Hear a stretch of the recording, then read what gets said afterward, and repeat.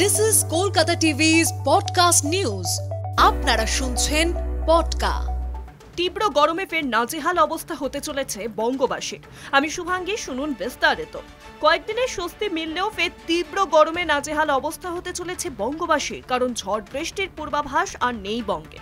আলিপুর আবহাওয়া দফতরের পক্ষ থেকে জানিয়ে দেওয়া হয়েছে, সপ্তাহান্তে রাজ্যের বেশিরভাগ জেলায় তাপমাত্রা 35 ডিগ্রির উপর চলে যাবে এবং কলকাতায় তাপমাত্রা হতে পারে প্রায় 37 ডিগ্রি সেলসিয়াস।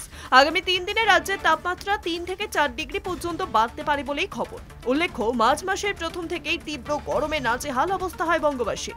রাজ্যের বেশ কিছু জেলাতে জারি করা হয়েছিল তাপপ্রবাহের কমলা সতর্কতা পর্যন্ত, আর তারপরেই নামে স্বস্তির বৃষ্টি, যা সকলের প্রাণ জুড়িয়ে দেয়। কমে যায় বেশ কিছুটা তাপমাত্রা, তবে এবার আর মিলবে না তেমন স্বস্তি, কারণ এবার তাপমাত্রা ফের বাড়বে বলেই জানা যাচ্ছে।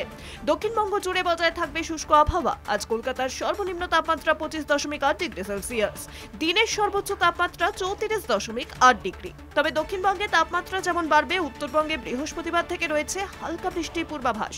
বৃহস্পতিবার থেকে শুক্রবারের মধ্যে দার্জিলিং, জলপাইগুড়ি ও কালিম্পং জেলায় বজ্রবিদ্যুৎ সহ হালকা থেকে মাঝারি বৃষ্টি হতে পারে। এছাড়াও রবিবার এবং সোমবার দার্জিলিং এর পার্বত্য অঞ্চলে রয়েছে বৃষ্টির সম্ভাবনা। শুনুন পডকা, রাত দিন 7 দিন।